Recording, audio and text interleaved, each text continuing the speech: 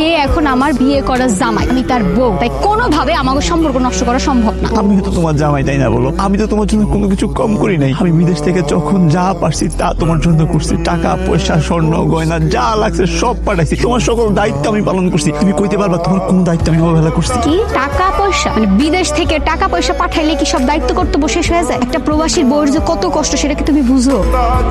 আমার কত চাহিদা সেটা কি তুমি জানো? আমি তোমার বিয়ে করে এত বছর বিদেশ থেকে আসি নাই, কিন্তু সেটা কেন? কারণ আমি তোমার জন্য আসি নাই, আমার জন্য আসি নাই, আমাদের ভবিষ্যতের জন্য আসি নাই। আমি সারাটা জীবন বিদেশে কষ্ট করছি যাতে আমাদের ভবিষ্যৎটা ভালো হয়। আর বিদেশ থেকে এসে কি দেখি তোমার ছোট ভাইরে বিয়ে করছো। এটা যে কতটা কষ্টের সেটা তুমি বুঝবা না।